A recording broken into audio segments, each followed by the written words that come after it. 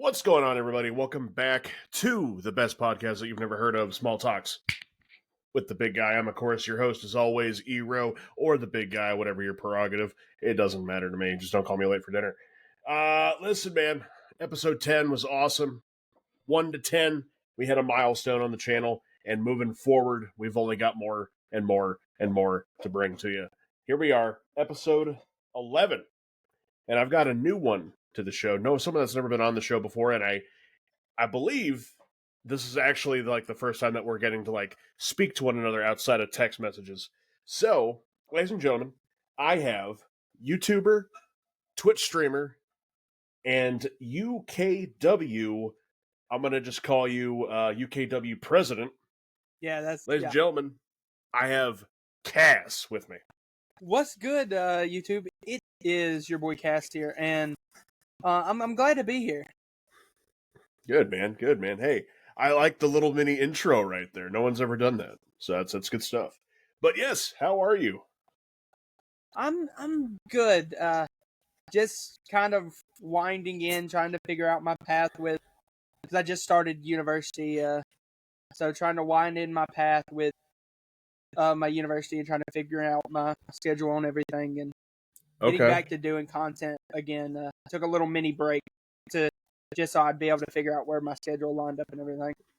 Yeah. I'll say we were definitely going to talk about the break later in the show here, but I mean, before we get into anything, university. So like your college stuff like that. Yes. What are you going for, if you don't mind me asking?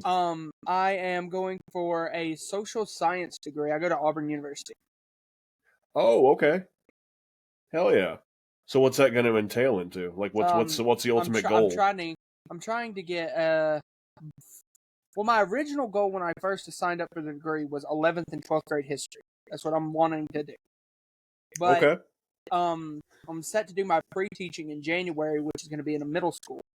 So I think getting that experience might change my philosophy of where I want to teach at.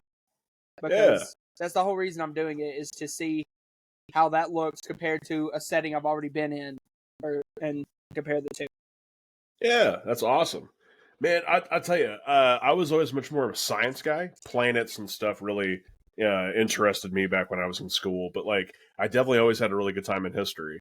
So that's awesome, man. Say, what? I'm curious now. What's your favorite like era of history to talk about, to like teach about? I have an actual banner over to my right, but it's 1776, like American Revolution history. Okay. But something that's actually became way more in depth with me recently, I'm taking a class on like early 1920s stuff, and it's really starting to interest me a lot. I've been taking it for about a month or two now, and I don't know if it's just because I'm really enjoying the teacher and how she teaches, or if it's I'm really interested in the subject. So it's going to be something that I have to dive deeper into. Definitely. That's awesome, man. I love that. It seems like you're really passionate about it, and I definitely love that. That right there is the whole reason this podcast exists. I love to find out what people are passionate about and just talk to them about it and grill them about it. But yeah, man, it's awesome stuff. I love to hear it. Well, getting away from your personal life, let's put up the professional life, if you will, because you are YouTube content creator, as we spoke about before. Yeah. You are a Twitch streamer. But for the uninitiated, who the hell is Cass? Well, all right, I'll start from the beginning. People might wonder where the Cass name comes from. So that's a combination of two different things. One of my favorite characters, TV show characters ever, is Cass from Supernatural. So that really kind of wove it together. And then I always used to play the old WWE games. And WWE 12 had a storyline where you would be named Jacob Cass. So the name stuck with my character for years. Okay. And then you remember around like 2015, 2016, WWE started doing the things where they removed people's names and shortened it down. So I liked the idea originally when I started doing YouTube in like 2018, 2019 because my character in Shadow of Mordor, you used to be able to name your character. It's I don't know if you've ever played it, but it's a really fun game. Mm-hmm. You would name your character. My character's name was Cast the Great, right? So that was my first YouTube channel name. And I saw like everybody on YouTube shortening their names down. That you don't want it to be like super long, of course. So I thought you want something somebody can quickly say and all that stuff. Like, so I went with Cast. It's a 4-letter word. And I thought it really like resonated with me because when I look at that, it's a name that fits. I don't know what it is. It's just something that's always stuck with me over time. And at this point, like I've had it for so long, it's not like I'm never gonna do like a name change or anything. It's at this point you've had it so long, it's might as well just be what it is. But as far as Definitely, yeah. But as far as like what I do, I used to do some Titans content on my own. I'm a big fan of the NFL. I love competitive sports. I played competitive sports in high school. So, like, it was always something that really interested me. But since what you mentioned earlier with UKW, since UKW started back, I had always felt like that drive going up, like the drive to do that content going up, and drive to sit there and talk about the Titans, who I still do really enjoy talking about, but I would rather be working on content for something else, for making UKW better, than sitting here making content that I enjoyed and I knew people, like other people enjoy, but it's hard when you're trying to balance that out. Mm-hmm. So I felt like, why give each one of these things 50% when I can give one 100% and put another one on the back burner, still do videos on it occasionally, but kind of open up my horizons to focus more on what one was doing better at the time, and two, I had more interest in at the time. Okay, that's fair. That's fair. How long have you been doing content creation? Like between UKW, your stuff with the Titans? Okay. My original first ever channel I started, which was just gaming based, I released my first video in like July of 2017. Oh, wow. So, but even before that, I used to have this video camera, and I don't know if you know who Grimm's Toy Show is. Yeah, yep. Okay. It's been a while, but yeah. Yeah, I used to watch him as a kid, so I was interested. I had action figures too. So I used to have his webcam, and I would record like storylines and stuff. And I guess you can say that is kind of the basis of what eventually UKW gets built on. Yeah, of course. Is because like that was my first experience of like sitting down, writing out storylines, writing out championship history, like writing out all these things. It wasn't on the level that we do with UKW now, but and those weren't even getting uploaded anywhere. That was just for me to be able to show to my dad or my sister or people in my family that I thought, because I thought it was just cool to make those. And this is like 2014, 2013 even, maybe even 2012. Like this is really early on. Because I was born in 2001. I'm probably like 10, 11 at this moment. Like YouTube's a thing, but I'm not uploading these videos or anything because I didn't start being able to upload videos to YouTube until PS4 came out with the upload feature. Okay, yeah. So I'm sorry. Did you say you were born in 2011? No, 2001. Oh, 2001. Okay, I was gonna say like you. What? No. Oh man, that gave me a small heart attack. 2001 still not a whole lot better. I still feel old, but no, I was gonna say you were born the year I graduated high school. Wow. I just turned 23. Okay. Well, October happy belated 22nd. birthday. Oh, no shit. Yeah. Okay. Yeah, I turned 32 on the 24th. Okay. So you just flip them. Yeah. It's awesome. But yeah, content was always like just entertainment in general. Like I was a 9th and 10th grader, and when everybody else during gym class was playing basketball and stuff, at least while we were inside, because like I said, I've always loved football. When we were outside, I was playing football, but when we were inside, this was at the point where they had given us the computers at school. Like the school had assigned us computers. Yep. And for like my entire 9th, 10th grade year, I worked on the book. And like entertainment has always been a driving factor for me. Like music, like different forms of media in general, have always been an interest for me. Yeah, man. It's awesome. It's awesome. When you were getting into making it, obviously, like those earlier days of content, you said that Grimm's Toy Show is more so of an inspiration for you for all that stuff. And granted, those never got uploaded, like you said, but for your Titan stuff for UKW, which I know the people listening and watching are going nuts. Like, what is UKW for the people that don't know you? Which we'll get into. Don't worry. But what were some inspirations and what got you into wanting to create all of that different kinds of content? So we'll get into the Cast Titan stuff first, because I feel like some of my more creative work, because I feel like visuals can be one thing, but the stuff you can do with music and visuals put together can be elevated to a completely different level. I love, and you can think about it as think about what composers in TV shows and movies do with music to set scenes. Yeah. And I think you can do that same thing with music and, for example, football highlights. You can use this to convey emotion without anybody telling you what's going on.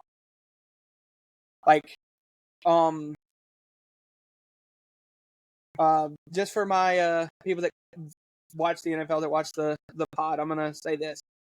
For example, we had lost to the Cincinnati Bengals in 2019, 2020, and it was really emotional.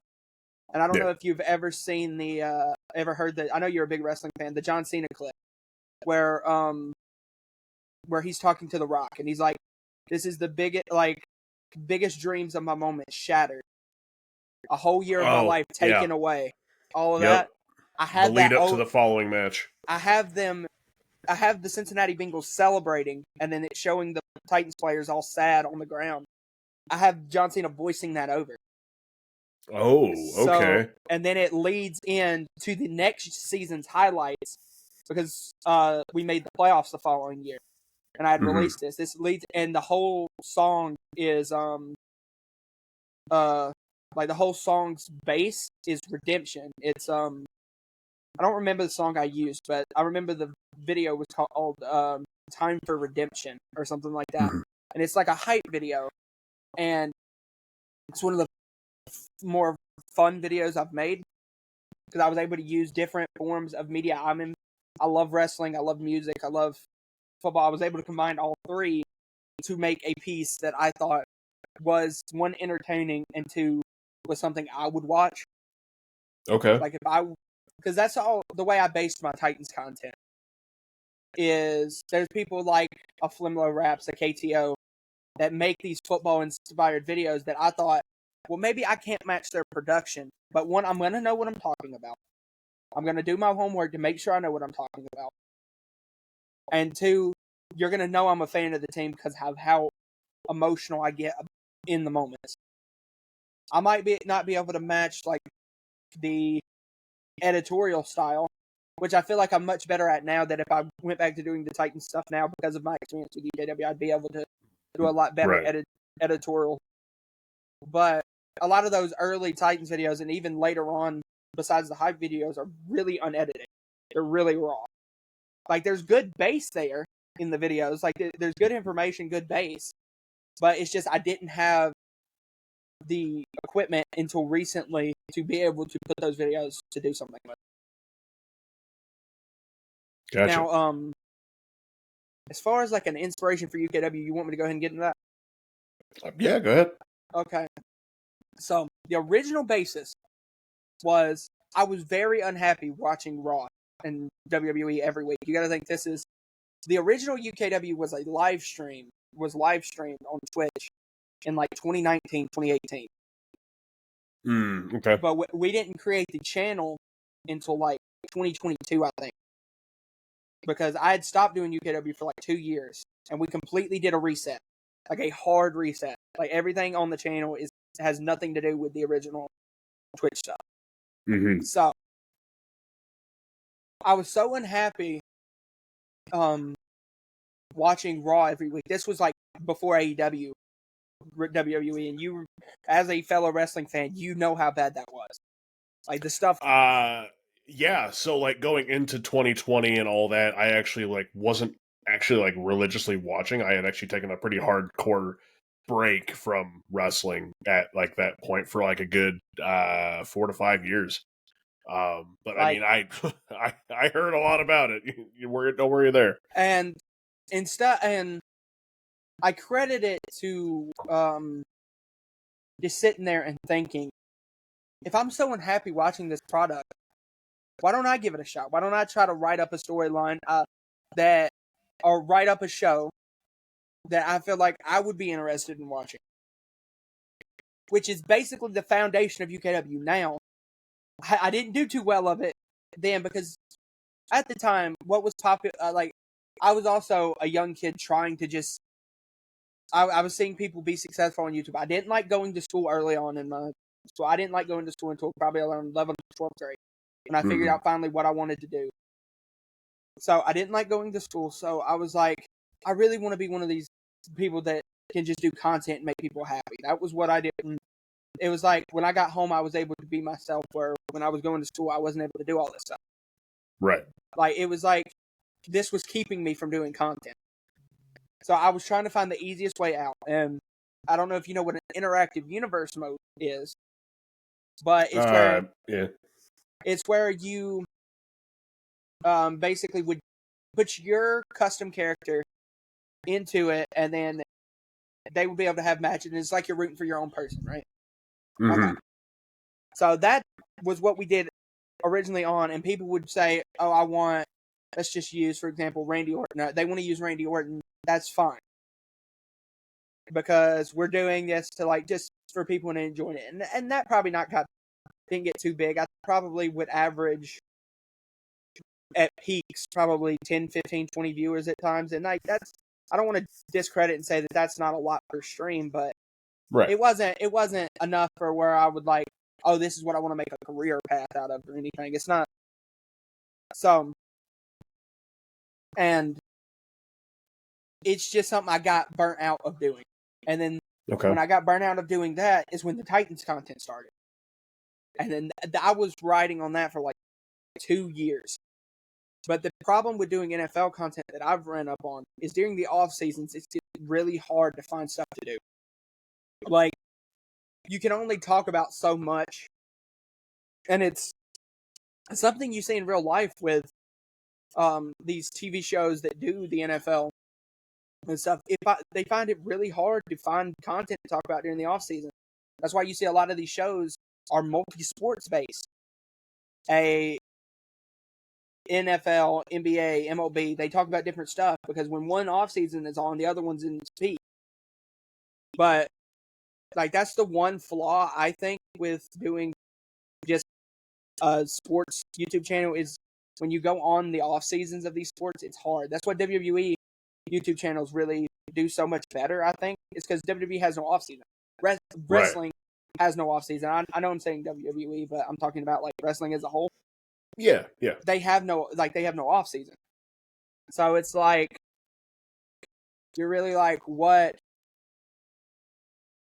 is important to talk about during the off season. It's hard to find that. So after I got burned out on kind of, did you do something nonstop every day? Because this was at a peak where every video that you would see in YouTube in around 2018, 2019, every video you would see talking about how to get better in YouTube, it was upload schedule, upload every day. Oh, yeah. I don't know if like that's 100% one of the biggest YouTubers I watched at the time, Jacksepticeye, he got popular because of his upload schedule. Like, it was one of the key, his personality and his upload schedule were two of his key components to getting so popular. So I was told nonstop to just upload every day, no matter how you feel, no matter what's going on in your life, no matter if you got a test tomorrow you need to study for, no matter what, upload every day. And I've figured out now that that's just not a healthy thing to do. No. But so many people around that time period were doing that. And it led to a lot of people being unhappy making content. There's a lot of people that quit content because they had to do upload schedules. And it kind of burnt me out on doing the UKW stuff. Which was, it might have been called UKW later on. I can't, because I deleted the Twitch channel. That was the only way I could commit myself because as a person with ADHD, it's hard to commit yourself to something. You say you're going to do this, and then 2-3 days later you want to go stream again, even though you know it's not good for you. So the only way I could permanently commit myself to do it was just delete the channel. Because then you can't go back and stream again in 2-3 days just to get yourself all emotionally drawn up again if there's no channel to stream on. So I made the decision for my mental to just get out. And around 6 months later, I started really being invested in doing the Titan stuff. So did that. And then we get to the point where do you remember 2020 came out? Yeah. WWE 2K20. I think. Was that the really bad one, right? Oh, yeah. No, that was one everybody hated on. The game that came out after it, 2022. Okay. Yeah, Rey Mysterio on the cover. I played it, and I was like, there's a foundation here. So I'm like, I like this. So on the Titans channel, I think I've privated the video since. I created a LAW universe mode. If you remember my career, the LAW arena. Oh yeah. Yep. I created a LAW universe mode, used the characters from the career mode, and mixed in community creation people as well. And I did that and started uploading it, and I was having a lot of fun with that. But I thought to myself, and I looked it up as well, there were people doing the same thing I was, that had, doing an exact same thing, LAW universe mode, and they had already established audiences as well. So I was like, you've got to find a way to differentiate yourself. 2K23 was coming out, which I think since 2K22, they've done nothing but go up. I think even that's currently, in my opinion, how I feel. I would agree. I know some people disagree with that. Some people think 2022 was better than 23 and 24. I personally think that they've done nothing but go up. Now, I do think 2K19 is the peak that we've seen 2K. And I think the drop-off they had from 19 to 20 needs to be studied. Because... yeah, absolutely. Because I really enjoyed 19. And I think it's really funny that one of the WWE guys with the biggest video game knowledge and how much he loves video games, AJ, is on the cover of 19. He's not on the cover of a crap game. I think that'll be... So, I'm really hoping, at least for UKW's sake, because every time a new game comes out, this happened with 23 to 24, because we made the switch midway through recording UKW not recently, but over the past year, we made the switch from 23 to 24. Yep. And I've told Valente and Dakota, who I'm going to mention on the podcast. I know y'all probably don't know who they are, but I think EROE knows who I'm talking about. I know Valente. I don't know Dakota. Okay. We had made a decision that unless there's massive improvements to the game, because so much goes into transferring games, when you're doing content on it. Yeah. So much goes into transferring the stuff over. Unless there's massive improvements to the game, we're not going to transfer from 24 to 25. because Oh wow. Okay. it doesn't make sense to put all that work on you to get the characters over. Some people might not create their characters on the new game, so you got to go and do it and do the best you can with it. And like, it can become a real issue. Like, it delays production. Like, for example, you're not able to find a character that has a championship on your brand, so you have to go and make your own, make him again, and then he looks nothing like he did on the past game.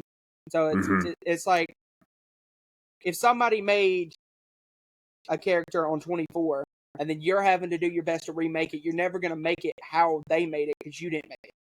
Mm-hmm. So it's a real issue. Now, what I'm hoping for is there's something that makes me want to do that switch, makes me want to do the work to do it. Because if there's something in the game that makes the game better, the people that bought it last year are going to buy it again anyway. Yep. So it's not going to be as much as an issue with characters being transferred over, because if the game's good, people are going to buy it. So that's my thought process on that. I didn't mean to get off on that little tangent about like the game transfers and stuff, but no, it's what we're here for, man. That's what we're here for. We're here to talk. I love it.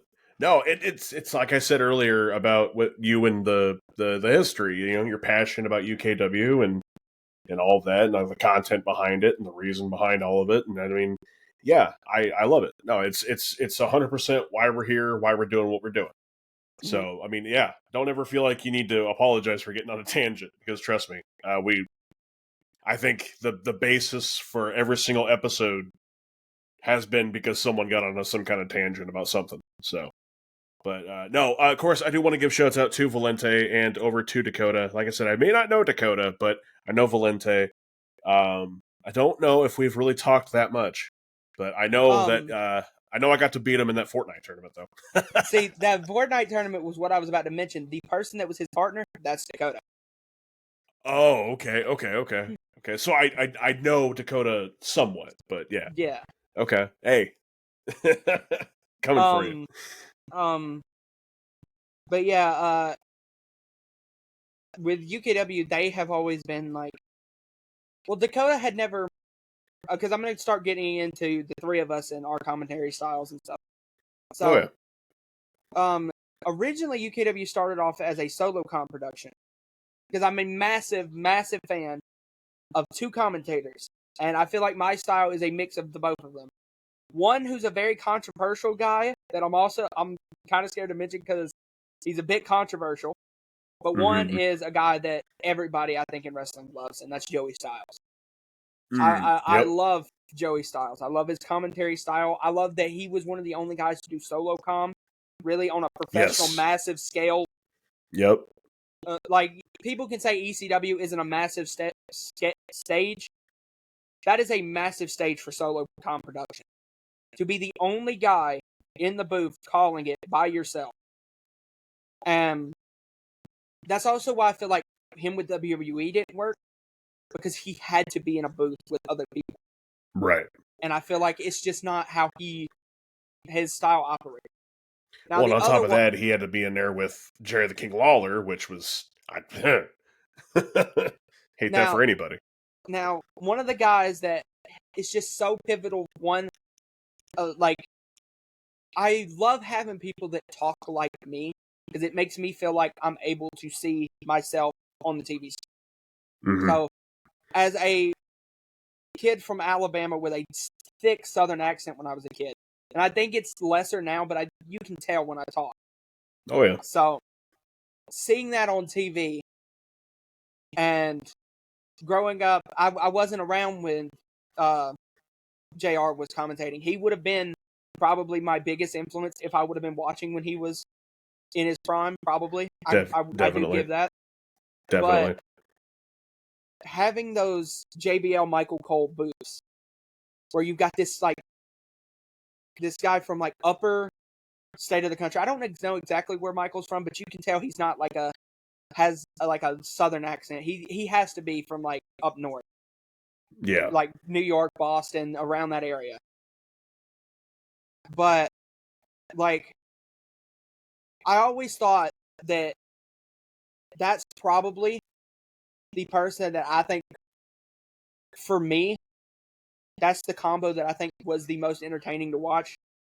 Was Michael and JBL, personally for me, because a guy that I think is kind of underrated for the transition he had to make as a performer. Nobody talks about that, how he had to go from being like an undercard guy to all of a sudden you're the main event. Like that's a massive transition to make. Oh yeah. And also he's a very underrated commentator in my opinion. I know some people didn't like him, but his style fits what I enjoy. Yeah. So but I very much feel like the excitement that Joey brought, and not as much, but the bias. This is the best word I can come up for it. But the bias that JBL brought is is what Graves does now. Yes. Is what Cole says of supporting the good guy. Cole fires back of why the bad guy's doing this. The first time I saw that was with JBL and Cole.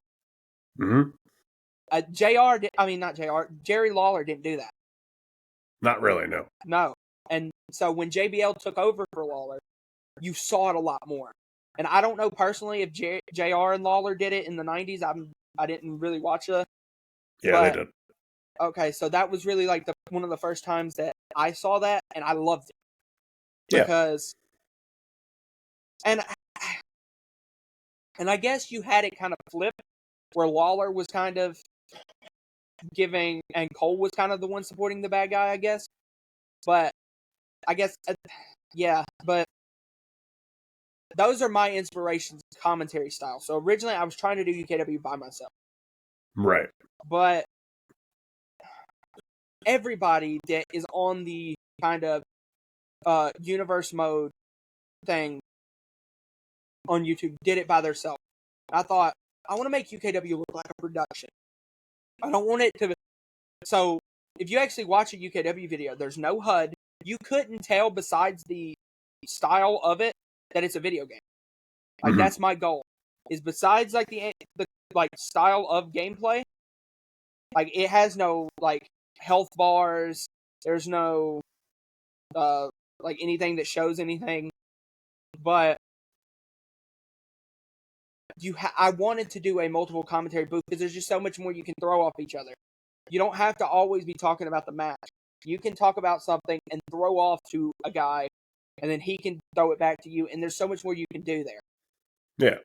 Now, so I brought in Valente to do it, because originally Dakota really has never been a guy to do content. It's never he's always been interested, but never actually took the step out to do content really. So I didn't ask him because I didn't know he would be interested originally, right? So I reached out to Valente because he had done his own kind of universe mode on Twitch before. So I thought, he's commentated a solo show before. I want to throw this out here, see if he'd be interested. And he said yes, because how close we've always been. I really don't think until he started, until we both started and saw how good it was going, that he really became interested to do it. I think he was just my friend asked me to do this, I'm going to do him a favor and do it with him. But then he actually found out it's so enjoyable to do. And then I believe it was actually Valente's idea. So Valente had something going on and he couldn't commentate a show, right? So Dakota, unknowingly, I was stressing out about it because I was going to have to go back to solo com, right? I believe Valente was in New Orleans for a Saints game. I don't actually believe he got sick. That's my game. My bad. Yeah. But okay. Dakota had brought up, why don't I do it? And I was like, okay, we'll try this out. So throw him right into the fire. His first show commentating is the pay-per-view before our version of WrestleMania. So you're finishing up all the storylines leading into the massive show. Right? He does it, and the people in the live stream love him. Love his comment, like just absolutely. He's never done commentary before in his life, and they loved it. Okay. So we kept him off the shows leading up to the final pay-per-view. And then we announced on UKW Pinnacle, which is our version of WrestleMania, that from going forward, we'd be 3-man boot. Because of how much they liked it before. That was used as a special announcement for Pinnacle. We had known that following Fight Night that he was going to be on the show going forward. We just thought it would mean more if we announced it. And we've always built up Pinnacle as being like this massive thing. Stuff's got to wait. Like, we had Chris Van Fleet do the introduction for Pinnacle 2 recently. So, okay. Like, Pinnacle was in Toronto, and he's from Toronto. So, we got a video of him doing the introduction, like the Welcome to Pinnacle thing. He was kind of like the Pinnacle host. Mm-hmm. Because we had did it kind of crappily the year before. We had gotten the year before it was in Denver, and we had gotten Russell Wilson, like a call of Russell Wilson to come out, and we put text box, and I was like, that's kind of scummy. So I actually figured out a way to get somebody that would actually do a video, and so we got Chris to do it, and the live chat when we got Chris was so excited because they know who that is. Like, if you're a wrestling fan, you know who Chris Van Vliet is. So it was just something that interested them. I thought it was a good tie. It's just kind of got me a bit worried now because, like, how do you continue to up, right? So because you did something like that, you've got to do something like that on the next one. Mm-hmm. So it's like it's kind of with a problem WWE's in right now, where each WrestleMania they continue to try to elevate. Yeah, so what's the peak you get? Like, because like a lot of people are saying WrestleMania 40, that final like 5 minutes is some of the best wrestling of all time. Oh, it was so wild. And people are like, how do they up that the next year? I don't know if you can, you know? So, like, it's always been, so, anyway, back, now that we've got it cemented as like a 3-man commentary booth after the first show, the first Pinnacle is the real, like, first thing you can see. Like, if you were to pull up a graph of our view counts and everything, the first Pinnacle show, which is our version of WrestleMania, like I said, you start seeing like a massive spike. Yeah. We get like an influx of like 30, 40 people in the Discord. And you know, if people are joining a Discord, you're probably getting like a lot more than that on the actual like views, because not everybody reads the descriptions, not everybody's right. So if you're getting that many people reading the description and coming over to the Discord, you're probably getting a decent amount of. So we knew after that, we had to up, and we've always done our things season based, even because it's not as much that we're trying to copy like a WWE or a AEW with our, because they don't have seasons. They just do. Well, I guess technically they would have seasons, because I know when you go on your channel guide it says like season 24 for like WWE or something, but they don't have actual. Yeah. They don't have actual seasons. So, right. But I say that UKW isn't even. I compare UKW more to like a Lucha Underground, where it has it's season based. There's like, we're going to go a bit behind the frame right now. We're closing up on the finale of the next season. Okay. It's coming pretty close. And that doesn't have to be at our version of WrestleMania. That has to be at a definite stopping point in the story, where something major has happened that has completely changed the landscape. Mm-hmm. So, like, say, for example, let me think. Randy Orton and CM Punk coming back at Survivor Series could have been a stopping point for a season if that's how WWE was ran. It's not, so it's like, but because that completely changes how stuff's going to go forward, because now Randy and Punk's back, you've got to wave them into the story and stuff, right? Right. That's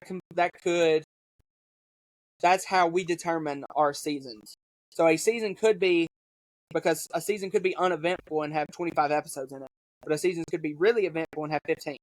So, I think about it very much like a Game of Thrones or stuff like that, where each season has something that leads into the next season. Like whatever ends, like for example, when spoilers for anybody who hasn't watched Game of Thrones, sorry. Ned is executed at the end of season 1. Not, I think it's like the episode before the end of season 1, actually. I think so. Because that's the big eventful thing that happens in season 1. Yeah. Season 2 is all about the catalyst of that, the butterfly effect of Ned getting executed. That's the same. That's mainly what I'm trying to get at. But yeah, like we could always be better with our commentary styles and stuff. Stuff's never going to be 100%, and I still find us like interrupting each other on occasion. But we've done commentary for a long time now together. It's closing up on almost over 2 years, I would say, maybe over a year. I'd have to go back and actually look, but some people on like actual television don't get that long together. Like you think about people that have actually like commentated Raw, been on TV, been on for like 3 months, and then they get separated again. So it's like we have had so much time together that I feel like the longer you have together, the more gel you start to gel. That's why JR and Lawler were so good, is because how long they were together. Yeah. No joke there. Like I feel like we could definitely do better, but that'll all come with time, and I feel like that all comes as well with upping the production value. Which breaking news here is going to be happening very soon, because I'm finally got Photoshop and all the Adobe stuff. I've been using Clipchamp. I don't know if you know what that is. No, I don't know. It's Microsoft's editing software. So if you go on the Microsoft store, yeah. It's like it's basically their version of iMovie, I guess. So, but I've been using that, and I'm still currently using that. I haven't made the switch yet. I just have the Adobe stuff. Because my university, one of the big perks, and thank you, Auburn, for doing this. As long as you're an active student, you get it for free. So, and that stuff is expensive. Oh yeah. So, Dakota actually thought I was joking. He didn't know I was telling the truth, because he knows how much the Adobe stuff is, because he's really big into like creating banners for people and stuff. Yeah. So, now that I've got all that, eventually I'm going to make the switch. It's just a bit intimidating when you open up Premiere and you don't know what anything does. Yeah. Versus when you go back to Clipchamp and you've been using it for over probably 3-4 years, you know what every single button does. Yeah, so like, while I believe you might have some miss-ups editing the first couple times you use it, I feel like the final product will eventually be better, so it's worth it. Fair enough. All right, so back-to-back tangents. So, yeah, I think that's all I have to say about our like. What was the original question?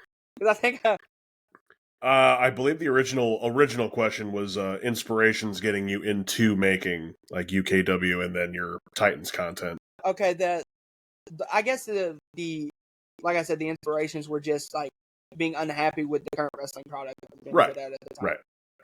Yeah. No, and obviously I try to do research into every guest that I have invited onto the show. And so I had watched a few UKW episodes, obviously, and I will say I do enjoy listening to you, Valente, and Dakota's commentary, because you guys do mesh very well together. You guys have really good back and forth play by play. It's actually kind of funny.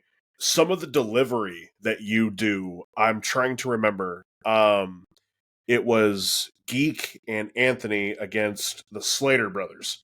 Mm-hmm. and Geek did a tope con halo off the top, going out on one of the Slater brothers, and your delivery for that move really reminded me of Joey Styles. So it's funny that you say that your commentary style is a mix of him and JBL, because I definitely got that from you there.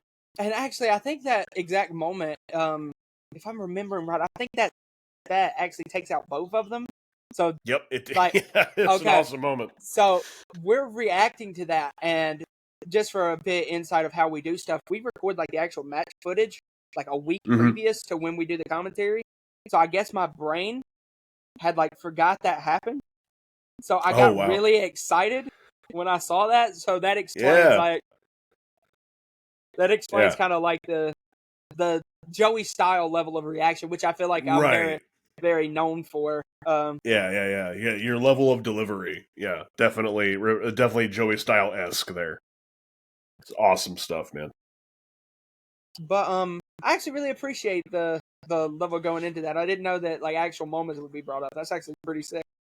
Yeah, no, it like trust me, I wanted to bring up more, but I kind of just got into the show at one point. I was like, oh shit, I'm supposed to be doing research here, and I'm like getting into the shit. No, but like going looking at everything, because I do try to, like I said, I do try to look at everything, and it definitely seemed that you guys definitely had a quality uprise going from 23 to 24, because Yes. like your thumbnails started looking a lot more professional. I don't want to say any of that stuff beforehand wasn't good. It's just you could tell the quality got better with going from 23 to 24. So we felt like because it was getting more views and because we were doing better, it wouldn't be respectful of the people watching it if we didn't try to do better. definitely. That was the conversation that all three of us had. We said, who are we to say to be getting this praise about this thing we're doing and not trying to make it better? Because we're at no point at that point in 23 we're at our peak. We knew that we could do more. It's just you're scared to do more because of what's already working.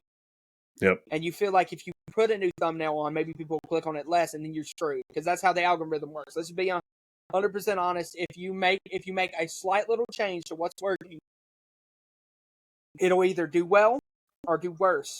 And I knew when we released our first video of season 4, which is still to this day, I think our second most viewed video, because and Ebro, I'm going to tell you this: we had 0 subscribers on our YouTube channel when we launched episode 1. Episode 1 is our most viewed video. Oh wow. That never happens with YouTube channels. You launch one video, you've never uploaded a video on there before, and your first video has our first video has probably over 1,000 views. That never happens. Like, no, it's definitely unheard of. like that. It took me completely. We make so much better content now compared to then, and I still to this day get comments on that first episode. That just shows how like the algorithm's still pushing it out. And I saw one person say, I clicked on this. This was recommended to me, and then I found out that this was like 2 years ago. So they were like, I got a lot of catching up to do. Definitely. And No, and I've definitely found that I'm kind of in that same boat. Like I definitely feel like I need to like go back, tune in, and then we talked about it. Pinnacle 1 was the last show ever with real life people, because we did real life people for a little bit. So Pinnacle 1 is the last episode with real life people on it. We completely write it off every storyline. Now, I do believe there are some storylines that are good in the first half leading up to Pinnacle 1. Noam Dar and JD McDonough's rivalry, where he was inside the kingdom in Noam Dar's group kingdom, and then JD turns face and wins a triple threat match. So okay, bit of going into it. So Noam had been feuding with who is our current world champion right now, Zay Jordan. So them two had been feuding, and Dar was the leader of the kingdom, and he wanted to be treated like an actual heavyweight now, because he had a competitive match with the world champion Gunther and all that, right? Yep. He wanted to tired to be getting the respect of he's a cruiserweight, all that stuff, right? So him and Zay had been rivaling because he was the current cruiserweight champion, and they had been going back and forth. And Noam had been using the Kingdom to beat Zay, right? Like outside interference, blah blah blah, whatever. Yeah. Zay went to JD in the locker room because JD hadn't lost yet. He was on like a winning streak. So he went to JD and basically said, "Why are you letting Dar push you down? He's only got you in the Kingdom because he's worried that you're better than he is. So it's a way to suppress you from the inside, right?" And I think that story in itself is so well crafted. JD refuses to interfere between Dar and Jordan at Fight Night. So in turn, Dar kicks JD out of the Kingdom and breaks his arm, right? Leading into Pinnacle. So everybody thinks it's going to be Zay and Dar again at Pinnacle for the Cruiserweight Championship. The go-home episode leading to Pinnacle, JD comes out and lays both of them out. And he still has a mess-up shoulder. So it's made a triple threat match at Pinnacle. And we did great, I think, work with this. So he comes out, he has his arm all wrapped up and everything, and that's one thing I think the WWE games have to do better is like injury wrappage. They have to do a better way for placement. There's like 3 bandages and they go on like really weird places on the body. It's like, and if you do custom images of bandages, it looks weird. So that's one thing I think they have to do better on is overall like storytelling items. But he comes through and for a long time, all our triple threat matches were elimination. It was ECW style, 3-way dance style. Like every triple threat's an elimination match. Sorry. So he actually uses that to his advantage.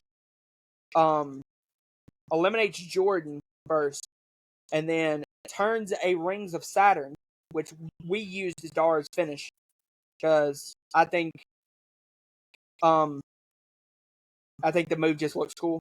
It was Neville's old finish. Yeah. Pac's old finish. I think he still uses it in AEW. I'm not sure.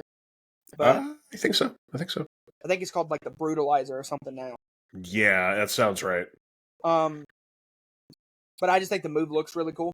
So, and at the time leading into that, they came out with a DLC that introduced a new variation of it, like a new look to it. Because WWE had always had the one where you roll on your back and you're doing it, and I always thought that one looked crap. That's not how Neville did it. That's not how Pac does it or did it. So when they introduced the new version of it, I was like, yeah, that has to go on Dar because that looks so sick. So we put it on him, and we used it as a storytelling element that with the shoulder, you know how it locks the shoulders and it's using it to mess up the arm. Well, there's a counter to it where he rolls them into a crucifix, but it lets it go. So you edit the part where it let it go out, and then you edit it into a crucifix pin. So it looks like he rolls him into a pin for the finish. Okay. So, like, while in game, that's not how it looks. When you cut it in the video, it looks like that.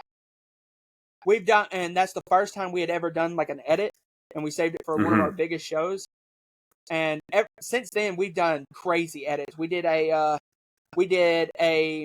butterfly pile driver on the apron edit that is still to this day one of the coolest edits. We did a pile driver off the top rope edit that was really cool.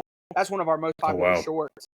Is the pile driver off the top rope. So we've tried to do more stuff like you said, that Pinnacle one, the switch to 23 and 24, which happened after that, is really where you can see the big shit. I think definitely. I was gonna say because I didn't have enough time to like really dig into some of those like in between 23, 24 videos, but like you can honestly just tell in the thumbnails that you guys really started like taking that quality and like moving it up. But and the reason we were able to do that is because, once again, taking a shot that stuff might go bad by doing this, but we took a break before 2K24 came out, like 3 weeks, and yeah. so just to prepare stuff for the next game. One of the things I wanted to prepare was getting better thumbnail styles. And okay. shout out to SWW, who is like the big boy on the stage for what we do. They're probably the biggest YouTube channel for what we do. They've got like upwards of like 3-4K. Mm-hmm. And their thumbnail style, while different, gave me the inspiration for what we do. So I thought that was really cool, and yeah, like I'm using it to. And now that I'm getting back into watching wrestling again, shout out the Motor City Machine Guns. Dude, I was sitting here looking at your shirt, and I was like, "That's a Motor City Machine Gun shirt, isn't it?" I saw City, and I was like, "Man, yeah, I love that. Fuck yeah."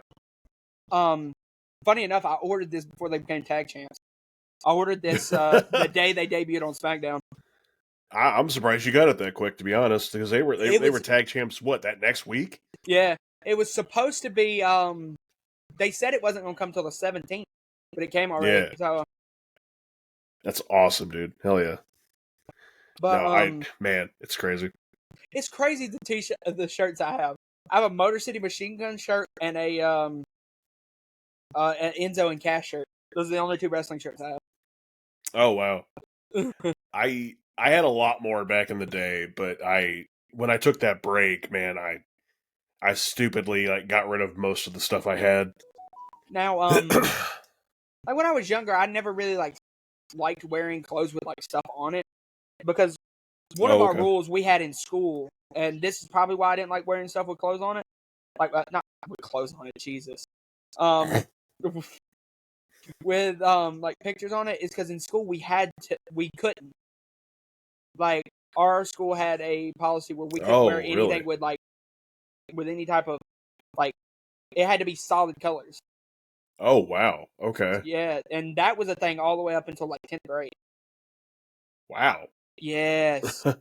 I mean that's got to be a And until like probably 7th or 8th grade, it had to be polo shirts. It had to be like the collar. Yes.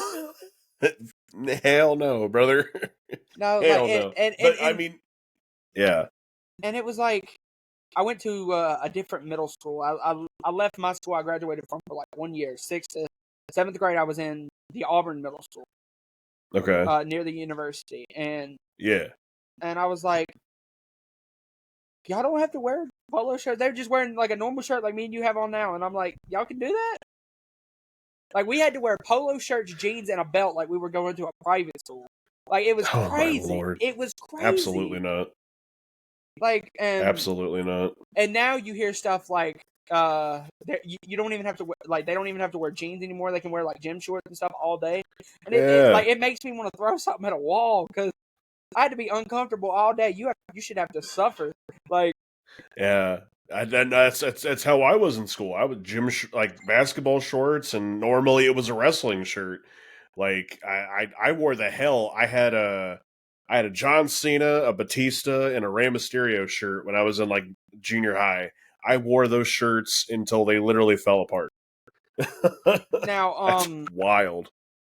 My I actually have a bit of a wrestling thing I want to get into.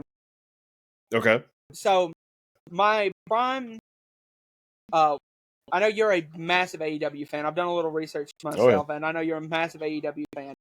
How do you feel about the greatest of all time, in my opinion? Because I think this is, and we can get in a bit of a tangent of why I think this. I think he's, because I think he still has it. Say if I'm wrong, did he lose it or not? But Cage has the opportunity to win the AEW championship. He has the like little contract, right? Oh, Christian? Yeah. Yes. He is, in my opinion, one of the best in-ring workers ever. Oh, okay. Because I think his...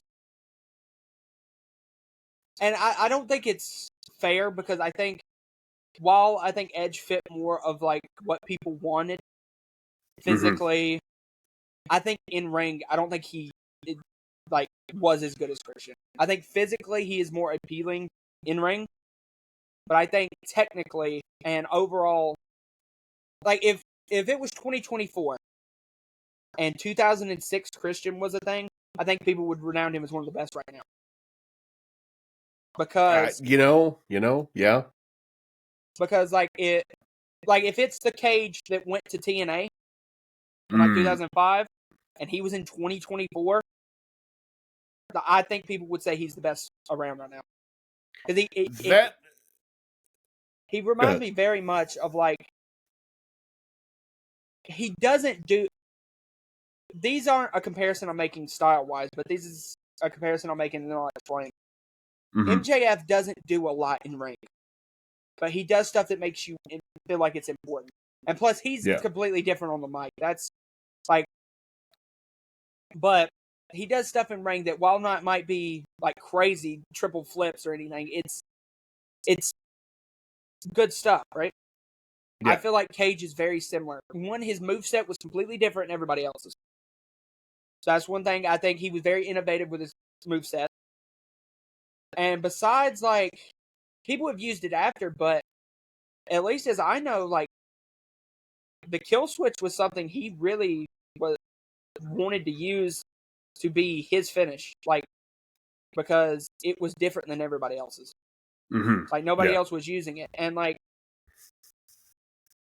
he cared so much about, like, innovation, moveset-wise, to make sure your stuff looks different. And now it's kind of crazy looking back at it. You watch a Christian match from, like, 2008 or, like, 2012 against Randy Orton, you're like, oh, he's doing everything that people nowadays do. Well, people in 2012 weren't doing those moves every match. Like, like, the stuff that he did then, while it's not triple flips like you see nowadays, it's become commonplace in people's moveset. Like a reverse DDT, like where both of you fall flat. Like Sting would fall forward, but Christian did a thing where they both fell flat.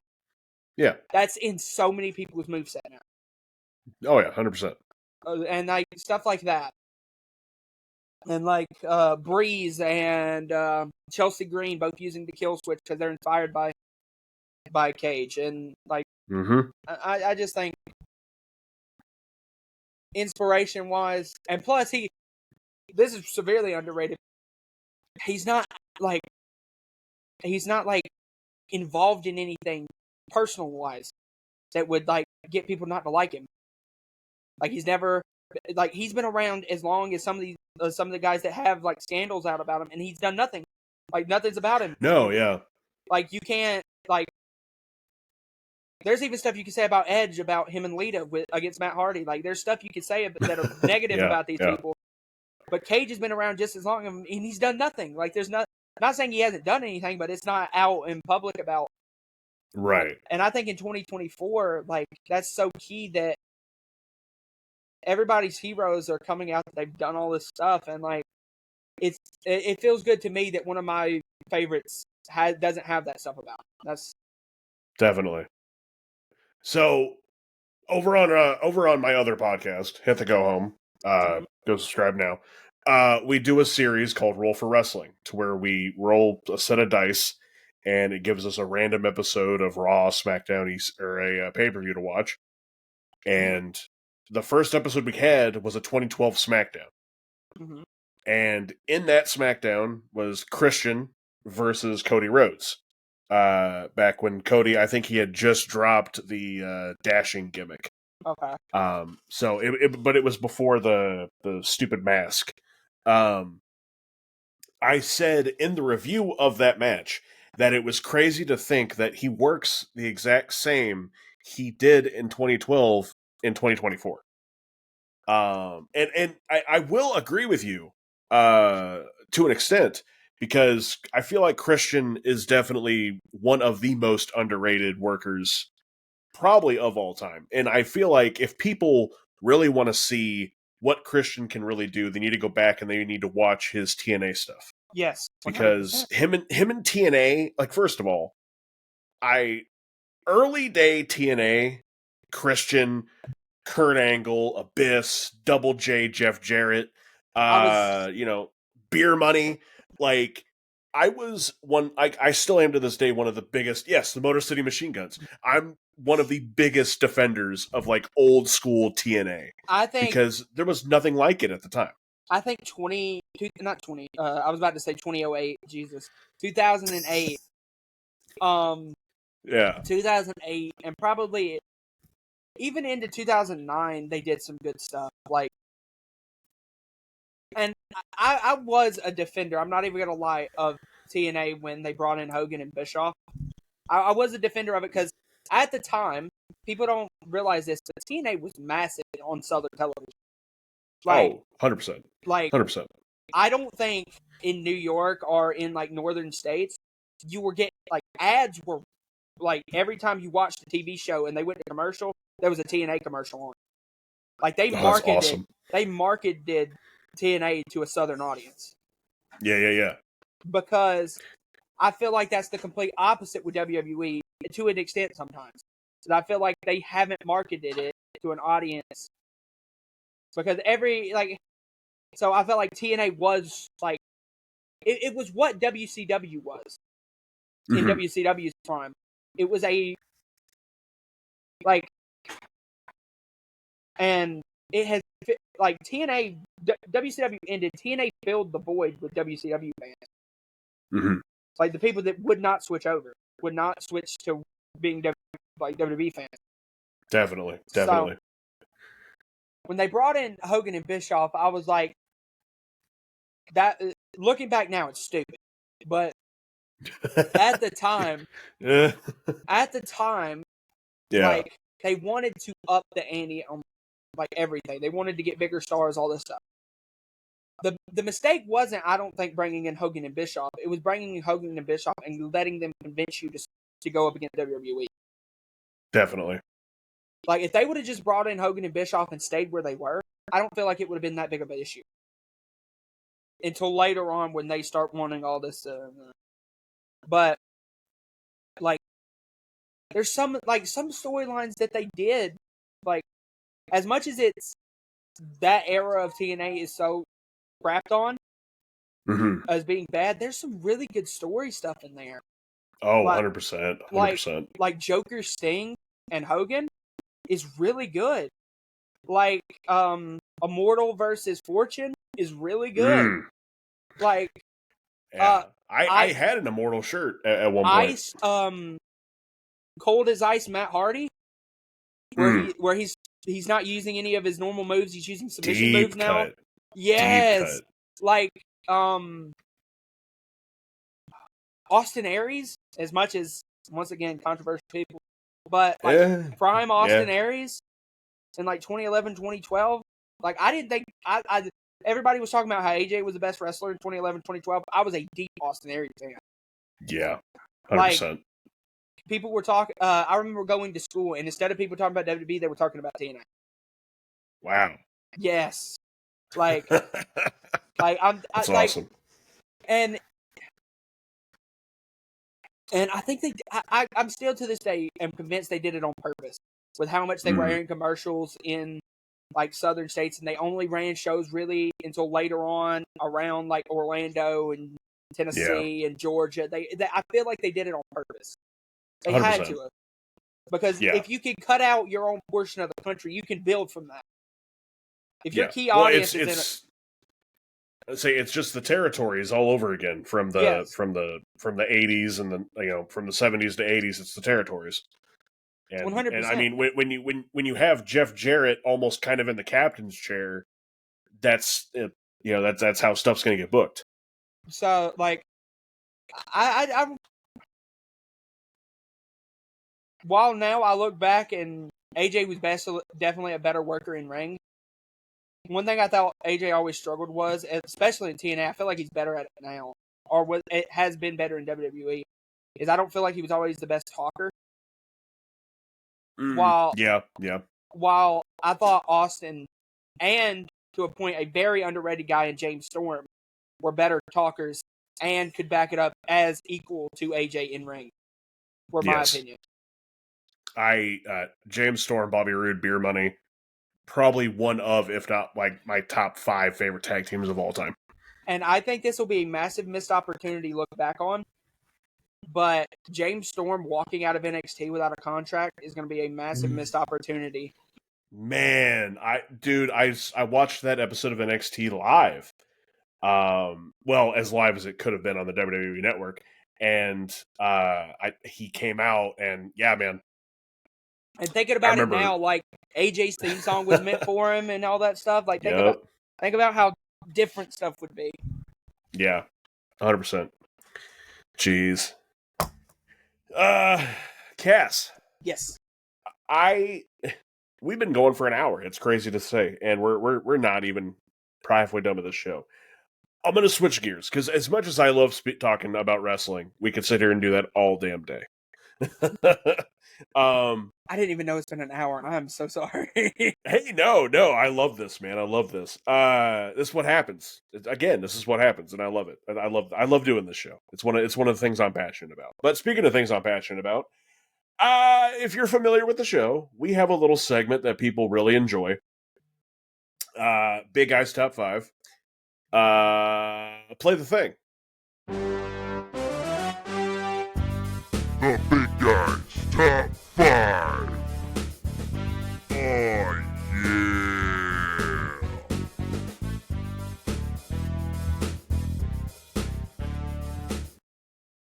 It'll be a thing that I put in that post. I don't know why I feel the need to explain it every single time, but I do. So, Cass, welcome to Big Guy's Top 5. These are 5 fast, easy, quick questions that are not so fast, not so easy, and not so quick to prove to me, myself, and the world that you are not a robot. Again, I don't know why I gave it that moniker, but we did. We're here. But, brother, if you're ready to run the gauntlet. Yeah, we're good. Let's go. Sweet. Right out of the gate, hardest question on the list. What's your favorite ice cream? Kind of a cop-out answer, but Neapolitan. Oh, okay. That's a new one. I don't think anyone's ever said Neapolitan. I think it's the best way to get like the best of both worlds. Yeah. Okay. But I gotta ask: Are you starting in one category, or are you like going across? Strawberry. Any particular vanilla, brand? chocolate. Okay. I don't know if everybody's got this brand, but it's the brand like Bluebell. I've heard of Bluebell. I've never had it. Bluebell's the a brand. It's actually packaged like not far away from where I live. So. Okay. I say I've heard of Bluebell, but we don't have it here in Illinois, which is at least where I'm at in Illinois. I'm super unfortunate. Are you a bowl man, or do you just eat it straight out of the thing? Depends on the situation. Depends on how much is in the thing. Yeah. Okay.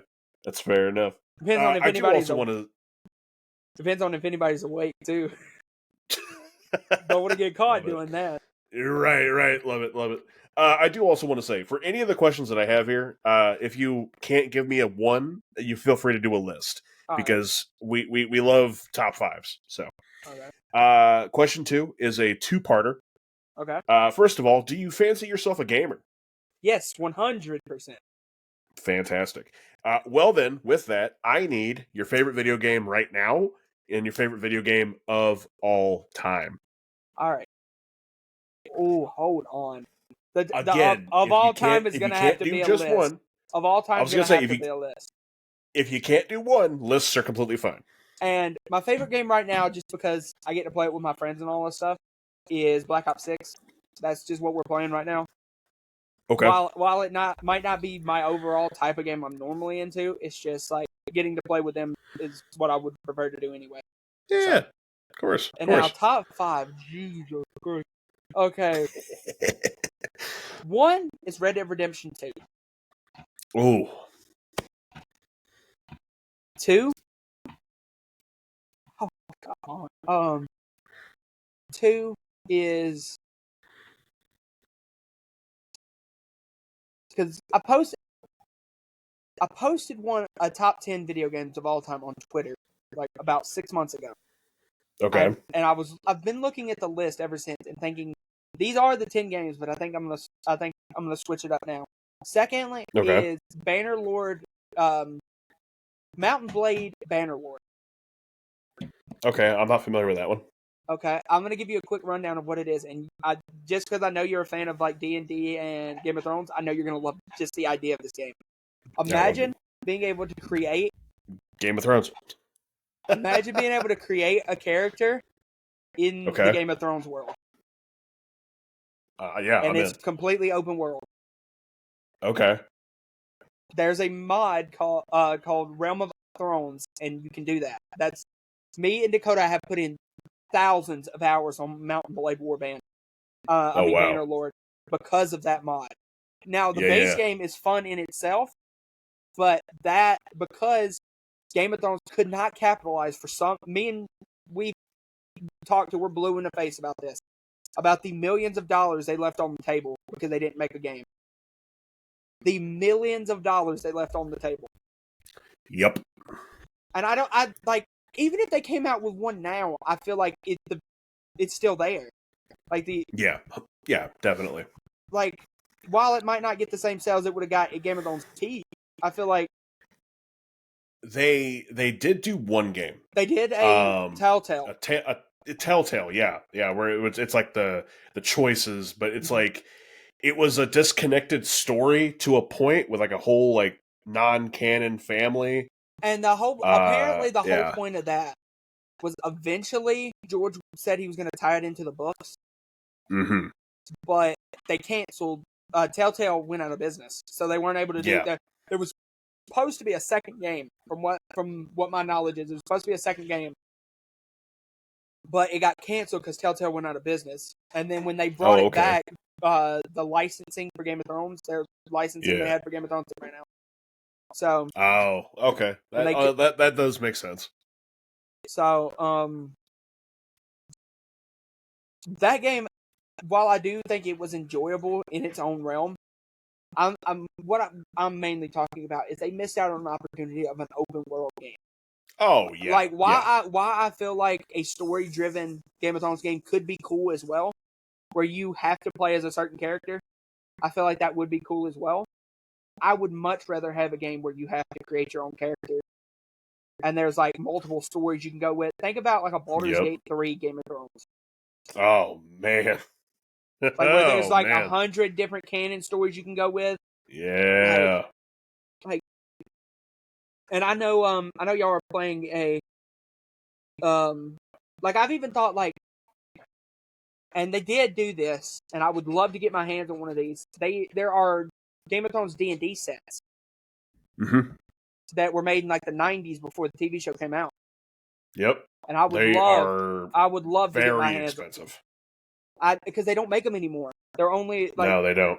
And I would love to get my hands on one. I've talked because me, Dakota, Geek have talked about it for hours one time about how a D&D Game of Thrones would be like next level, and I think y'all are actually playing one.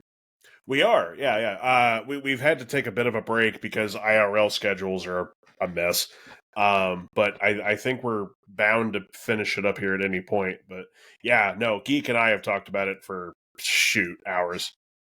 Between a Game of Thrones D&D and a professional wrestling D&D that I'm actually currently kind of working on hush hush in the background. But speaking of that, I've always thought that would be kind of cool. Like, you know how these sports games do, like where you create a character and you play against people online, and it's like you level up your character and stuff. I've always thought like WWE should do, because 2K is made by the same people, and they do like a rep system and mic work and all that stuff. I always thought that it would be cool to do like a My Performance Center where you could like hop into online games and like. Okay. I always thought something like that would be cool, and I thought, why wouldn't they do that? Because it's WWE and 2K and 2K and right. But back to second game. Once again, I love Game of Thrones and medieval stuff and stuff like that. So my second game is going to be Skyrim. Your third game. Oh, third. Yes, third game is Skyrim.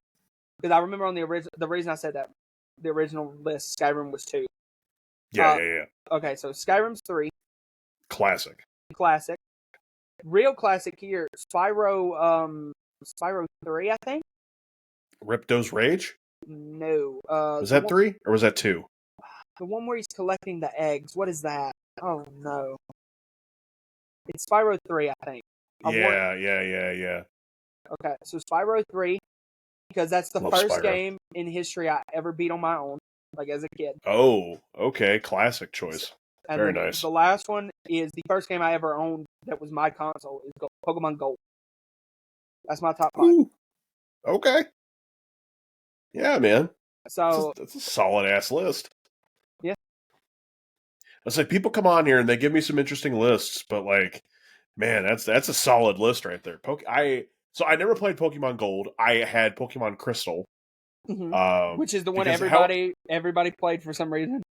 Yeah. For whatever reason, it was me and one of my cousins who were super big Pokemon nerds back in the day. We always did the link cable to between the Game Boys, and we would trade Pokemon or whatever. We always had opposing games. He had Silver, I had Crystal. Going back to way back in the day, I had Red, he had Blue. It's just how it worked. But yeah, man, that's a crazy list. With the ROM hacking system that they have for the Pokemon games, I can't tell you how many times I've played through the Pokemon Gold story with like updated graphics and updated like all this different stuff, and like I genuinely think Pokemon Gold, and I know this is a hot take because people love Ruby and Sapphire, and people love the Black and White games, and people love the Pokemon Y and X and Y games. All of those games are considered like top tier in the Pokemon saga. I think Pokemon Gold is the best. Like the Gen 2 games, Pokemon Crystal, Gold, and Silver are the best games they've ever made. Oh wow! And you might catch some heat for that one. And I'd even say you can make the argument it's the best video game sequel. Like from Pokemon Gold, Red and Blue to Gold and Silver. Yeah. Because they did everything a sequel is supposed to do. Callbacks to the first story, expansion on the first story's world, everything. You can even go back into the first story's like area at the end of the. I genuinely do think it's a perfect game. Hey man, I love it. And they remastered it. It was really cool. Yeah. Yeah. Let's say I never got to play Gold. Although you're making me want to go back. You're making me want to go back. But no, that's a killer list, brother. It's a killer list. But as I call the midpoint in the top 5, I call this the trifecta of media. It's kind of funny. You said earlier you're a big media guy. Well, we're going to test that because we're going to go from 1, video games, to arguably my favorite, movies. Oh, yes. Hit me with top 5 favorite movies of all time. Okay. Number 1.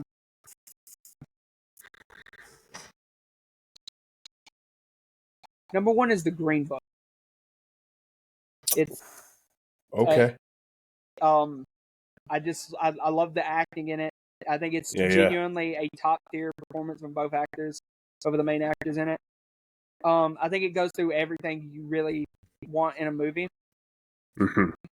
And like I said, I'm a history buff, and the stuff that they cover in that, and the way it like, there's certain areas in the movie that I've been to because it's like the end of the movie is based in Alabama. Like the last performance they do is based in Alabama, and I've been to some of the areas that, like, it's just, I feel like personal tie because of that, and it's a really good movie. Okay, 2. Okay, so I don't know. Technically, this is a movie because they released it as a movie, as a film. Okay. But I'm going to save it for 5 because it's kind of a cop-out, so I'm going to save it for 5. Okay, fair enough. All right, 2 is Shutter Island. Oh, okay, DiCaprio. Yes. I love like switch ups and everything. Yeah. And Somebody's wanting to make a cameo, but I can't not let you do that.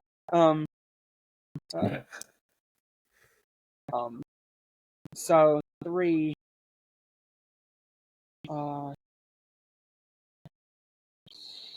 Sorry if this is taking me a minute. I know it's meant to be you're fine, rapid man. fire.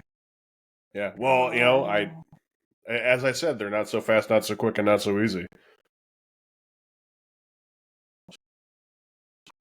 There's movies that I'm gonna put this on there. There's a movie that I enjoy that kind of got a bit of hate when it released.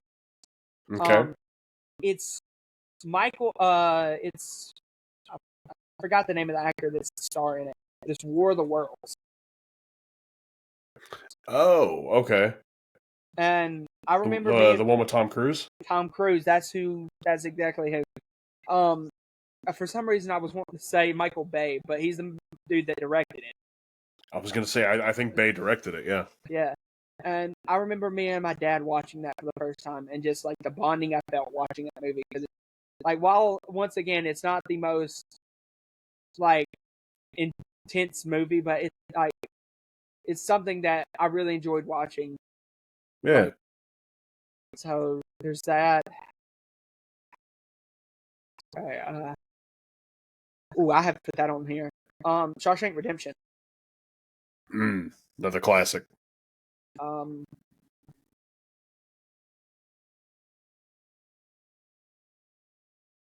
Okay. And just because of the emotion it made me feel. Oh no, I'm at 5, aren't I? Yeah. I mean, you can go up to 6 if you want. Okay, we'll do an honorable mention because the last one I don't consider technically a movie. The 5th final thing is Avengers Endgame, because the emotions I felt watching that movie. Yep. And then the last one is Hamilton. Oh, okay.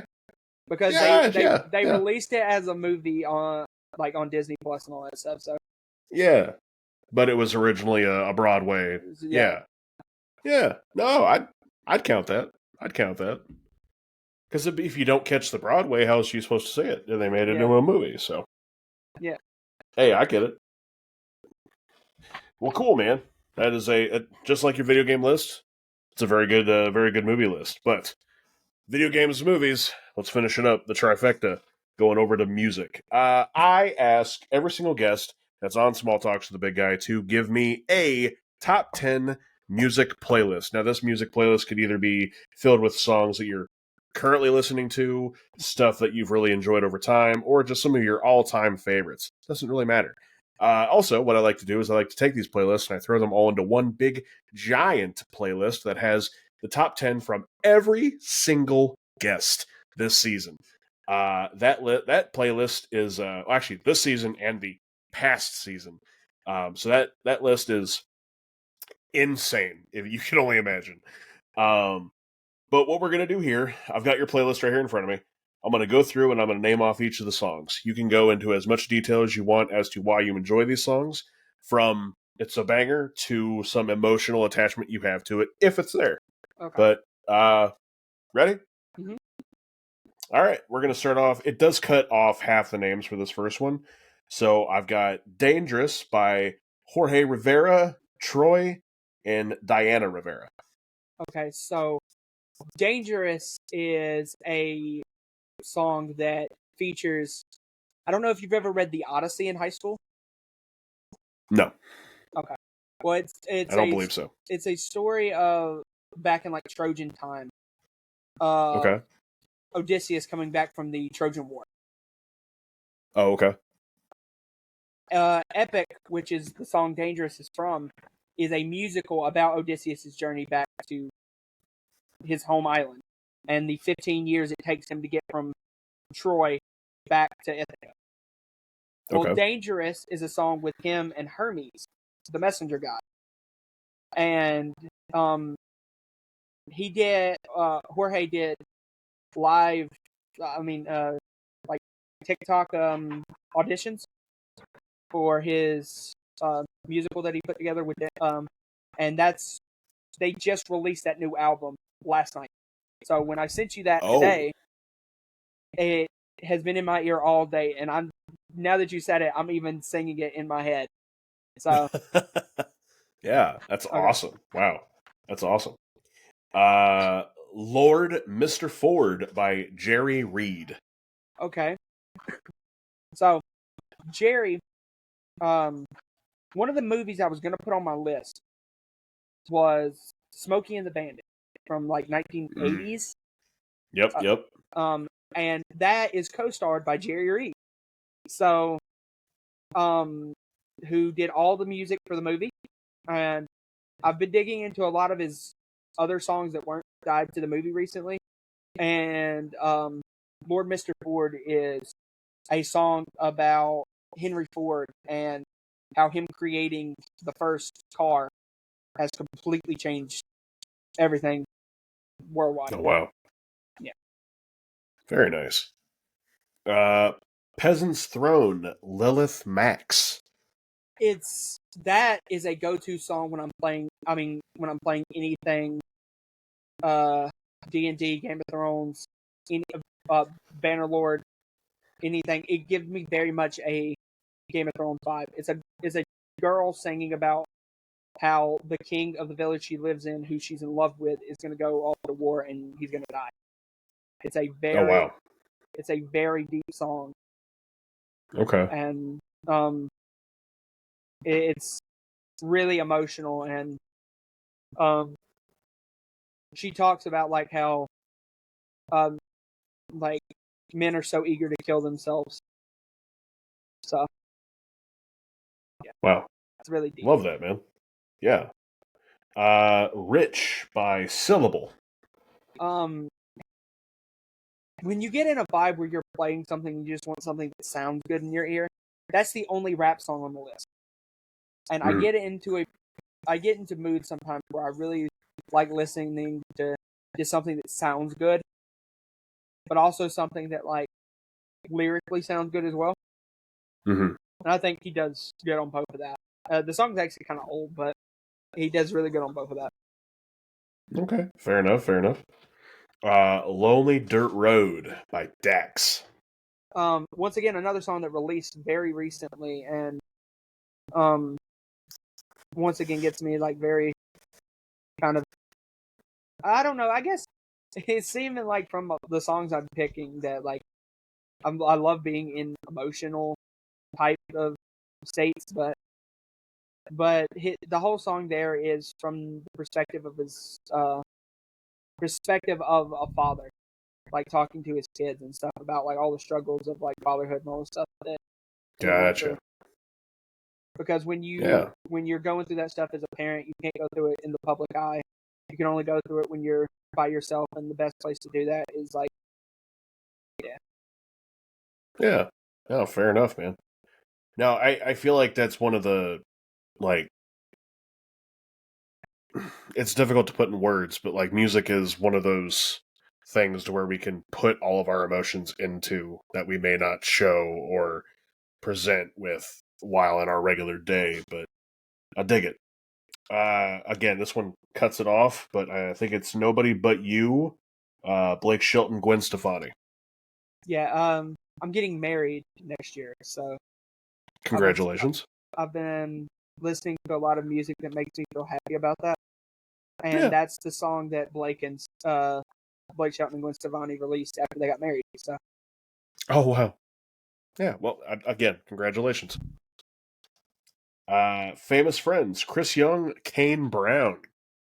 um, it's just a song that I had heard on TikTok one time, and I feel like I can very much relate to it. I had a friend in high school that was like all state pitcher and everything, and where if you were like in my local town and said his name, everybody knows who that is. So the whole Oh, okay. song is about how um he has famous friends, but if you go out of the small town that he grew up in, nobody knows who that is. Mm-hmm. But if you lived in the town, you know who that is. Gotcha. Okay. The Devil Wears Lace, Part 2, specifically, Steven Rodriguez. A artist that I discovered from Epic, he voices Poseidon, and his voice I'm going to be 100% honest. His voice is just like probably one of the best voices I've ever heard that isn't mainstream. Oh, like wow. as somebody that isn't like majorly backed by a label with massive production and stuff, probably the best voice I've ever heard. Like the Okay. range vocally is something that you're absolutely surprised. And at this point, I have to he has to be non-label signed by choice. Okay.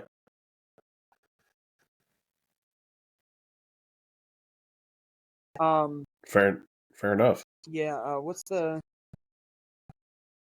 I think that's it for that.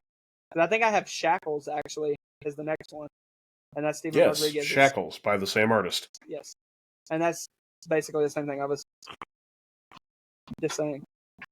Okay. Fair enough. And then to wrap it up, we've got In the Stars, Benson Boone. As a person that's dealt with a lot of loss, like I said, In the Stars, it's a song about him talking about his grandma who's passed away, and it's kind of emotional. And like I said, I guess I like being in emotional states. Fair enough. Well, that is a killer list and definitely a welcome addition to the Small Talks playlist, which I will say, last episode I forget to throw it down in the description below. That's my bad. But I will make sure this time that EROE's top 10 playlist with every single guest's top 10 will be down in the description below. Of course, with Cass's top 10 added to it. But Cass, congratulations on beating the trifecta. I've got one final question for you, and then we're going to wrap up EROE's top 5. My friend, this world, it is sometimes pretty negative. There's a lot of bad stuff out there, especially with what's going on all around the world right now, and of course with the things that's going on currently in our world. But if you had one thing to say to the world, you're given to the stage, you're given the microphone, what do you think that one thing would be? Always find a way to remain understanding. Because if you're understanding of different people's scenarios and what different people have been through, you can find a way to relate to what they've been through. While there might be differences between different cultures, different races, creeds, sexualities, there's always similarities in human connection. And instead of spending all your time focusing on how different you are, we should spend a lot more time focusing on how similar we are as a people. Beautifully said. Beautifully said. Cass, my good sir, round of applause. Congratulations on running the gauntlet, beating EROE's top 5. That is another wonderful edition of EROE's top 5. That last question, man, I love asking it because everyone's usually got a somewhat of a different answer. Usually it's something along the lines of, like, don't be an asshole. And, like, that answer is always still very valid, but I always look forward to asking that one. But, Cass, we're going to begin to wrap up here, brother.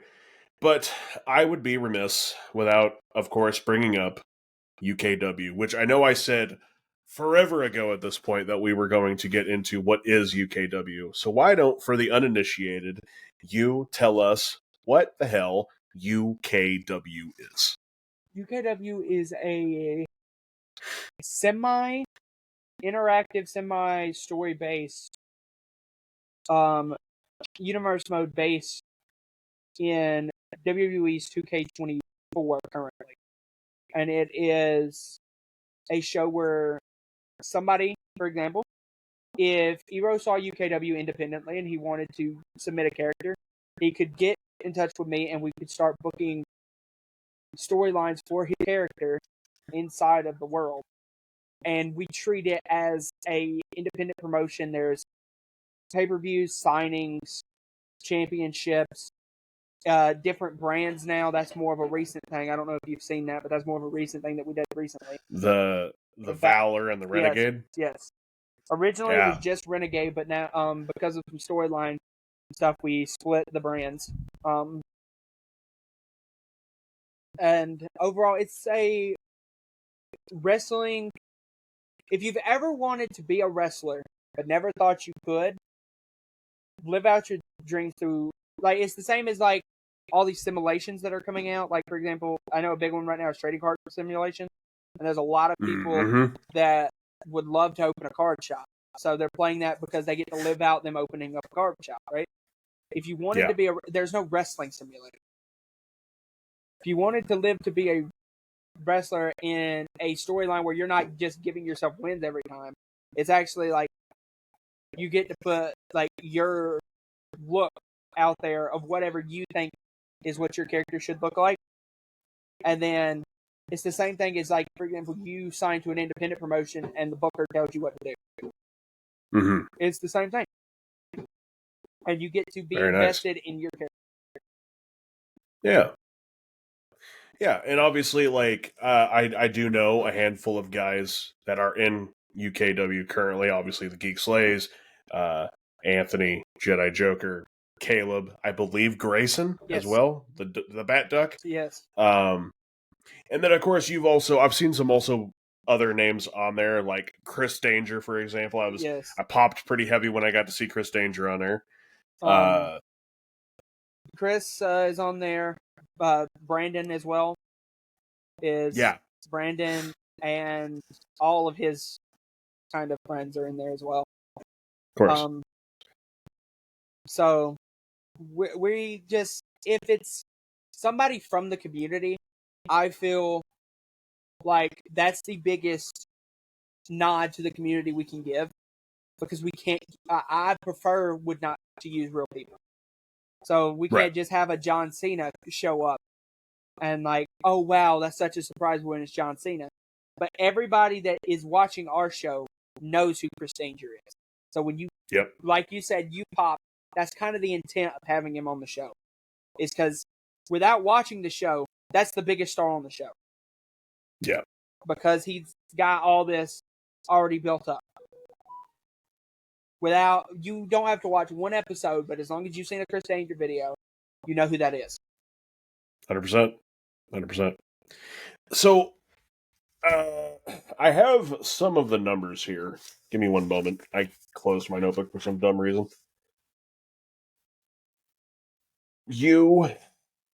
Come on. There we are. All right, there we are.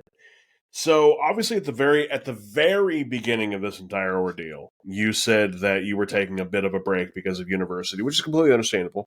But at this point, where we're at currently, 1 month ago is your last UKW video.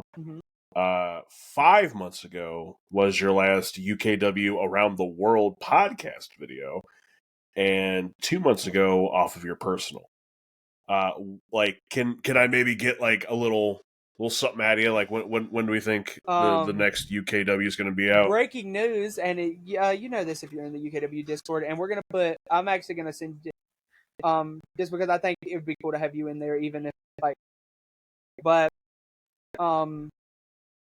UKW Smash, our annual pay-per-view from Tokyo, the Tokyo Dome, drops tomorrow at 5:00 Central Time. Man, that's crazy. So actually, that'll be the same day because this will be uploaded tomorrow at 10 a.m. Central Standard Time. So 5 p.m. later that same day, the return of United Kingdom Wrestling. Yes, love that, brother. People were actually, and I'll get into this. People are interested in why it's called United Kingdom Wrestling. I was also curious. And that's actually been something we've been asked. Would we ever change or anything? And one, I feel like the name is unique. Yes. I feel like it gives us a different. It's better than just like Ultimate Championship Wrestling or something like that, or like it gives us a baseline, and also it was called that because at the time I was a massive fan of what NXT UK was doing. I'm talking like that was my mainstay in wrestling for a long time. And if you watch some of the main guys on Raw and SmackDown now, Rhea Ripley, Gunther, Ilya Dragunov, they were the top guys in NXT UK, and there was a reason. Because NXT UK was putting out a banger product. And for a company that opened up like in kind of a really bad place because It's like over half of their roster got fired immediately because of the scandals and stuff that came out. So they were really in a bad place, like soon after opening. So yeah. And to be able to pull that back and be able to put on elite level stuff. So I was just always a big fan of like European wrestling. William Regal is truly one of the best people I love to hear talk about wrestling. He did a podcast with Chris Jericho that genuinely is my favorite podcast I've ever listened to. Oh, wow. Just hearing him sit back and talk about wrestling. He talked about it 2 different times. He did 2 different podcasts. They were both about 2 hours, so it's about 4 hours in total. And to hear his unique take on the British wrestling scene, him coming over to America, him traveling in the 80s in Germany, like as an 18-year-old traveling by yourself in a different country, that has to be next level. Oh, it's so incredibly intimidating, I'm sure. Yes. Like wrestling in Germany in the 80s when wrestling was so much more tight-knit, like nobody knew it was scripted and stuff. Like, as an 18-year-old kid, you're just getting into the business. Like, these vets aren't going to like you. So, no, not at all. And like, I like just hearing those stories, him wrestling his final like 6-7 years with a broken neck and not knowing it until like after he had retired. That's pain tolerance to another level. Mm-hmm. Like, and dealing with the struggles he did with addiction and all that stuff.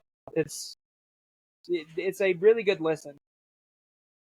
But I've just always been really enthused by the United Kingdom wrestling scene and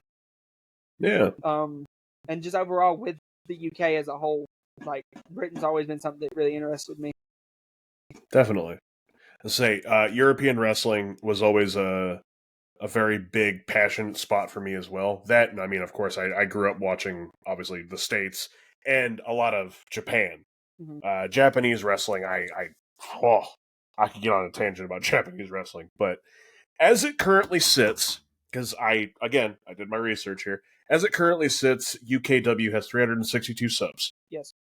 Which I got to tell you, I see a lot of these universe mode simulation. What's the word I'm looking for here? YouTube channels that that decide they want to do this kind of stuff, but then openly, unfortunately, fail. So it is really nice to see that one of them is not doing that. One of them is thriving, and your content is so crisp and clean and well put together. You guys have a killer commentary crew.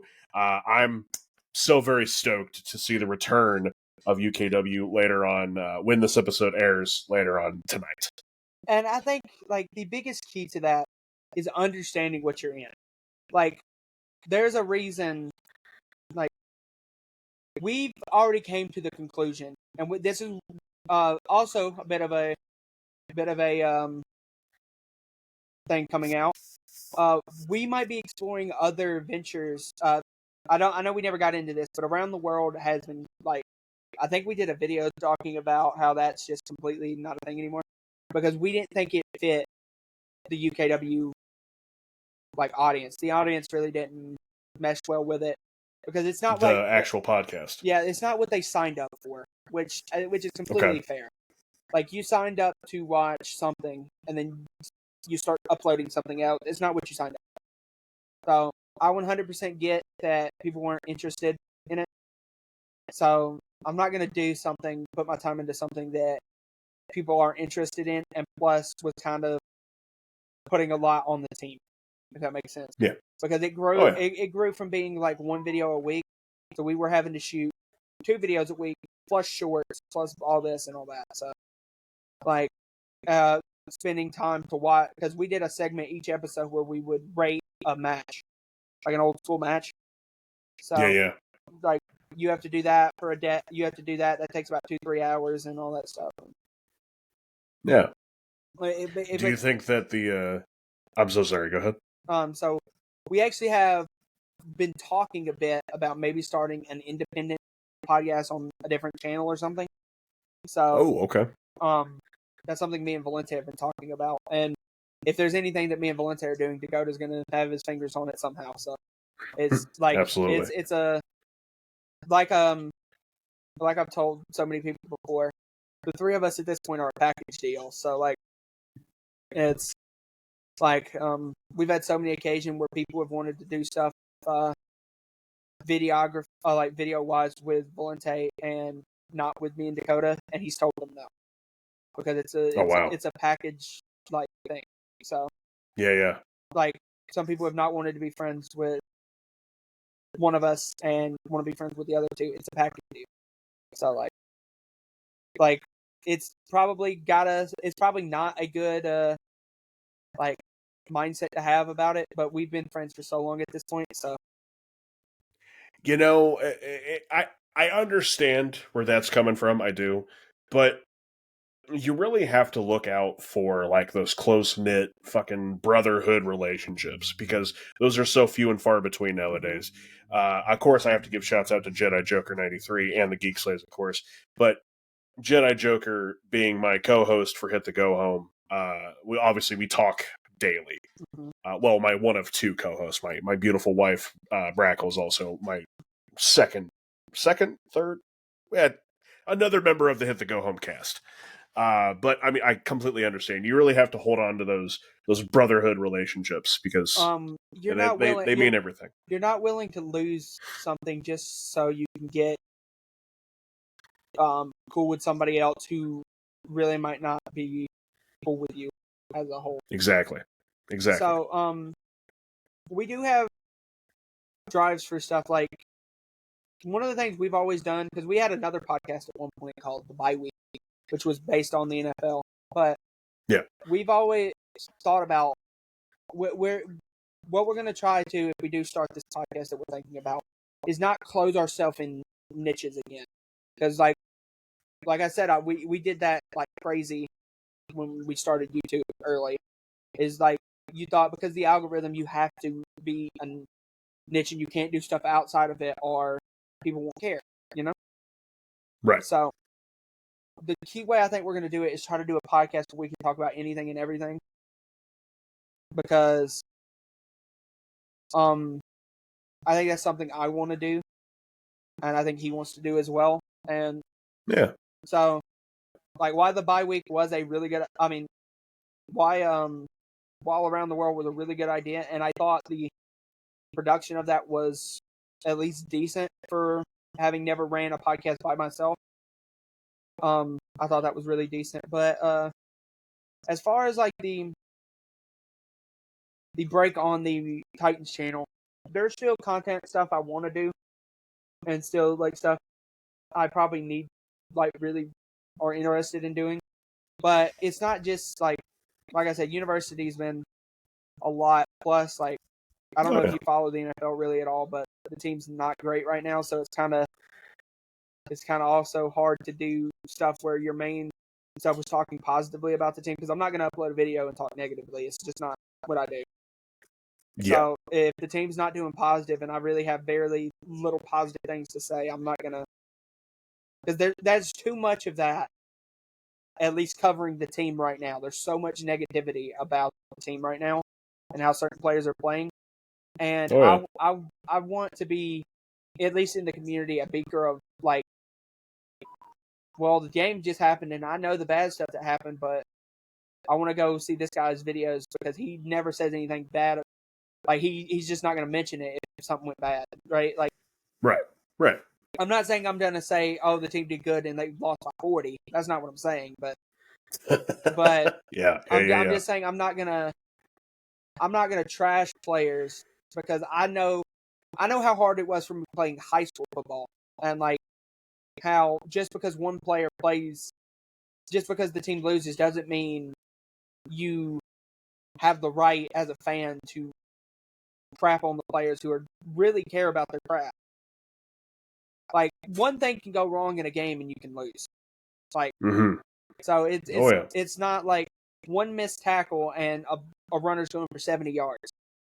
Like it's And those are just mistakes. It's not like, and I'm not going to go, because there's too much, like I said, there's too much of that covering the team right now. So I just think it's better either release a video, and I'm not just going to release a video just to release a video. That's another thing. Something I had to get better about doing. Now, funny enough, you say that, and I think this shows like me as a person. One of the most recent videos I did on the Titans, the Cast channel, is one of my most popular videos ever. Oh wow! So it was like doing that, and then wanting to do more because of how popular that video had gotten, but also being like, I'm not going to make a video for no reason. And like, I care that my videos do good, but I much care more. Like, me and Valente have talked about this time after time. I would rather make a video that 100 people enjoy and like go back and like comment on and like and all that stuff than a video 1,000 people watch and don't enjoy. Like, and that's how I feel with UKW. Is I truly believe that everybody watches it, gets something out of the product. I feel like we give. If you're not a fan of super flippy wrestling, there's some matches that are really technical. We have a whole division based on MMA stuff, like MMA based, like rounds. Okay. And Yeah. It's called the Pride division, which is based off like MMA in Japan and Pride and all that stuff. Pride Championship fighting. Yeah. And Valente is a massive MMA buff, so he brought the idea of Pride, and it's timed round. It's 15 minutes, the whole match. It's a 2 out of 3 falls, and after each fall / submission, you have to go to your corner. So it's like we're using unique ways to break it up. Like, yes, there are super high flying matches, so there's also these really tough matches, and we've also got some like bigger guys as well. So I feel like you, as a wrestling fan, you can get whatever you want to get out of UKW. You can get it. Definitely. Yeah, it definitely sounds similar to like Ring of Honor's pure championship stuff. Yes. Yeah, I love that. Well, Cass, we're gonna start to wrap up here. This has been awesome. I've enjoyed every minute of this. Thank you so much for being on here. Okay.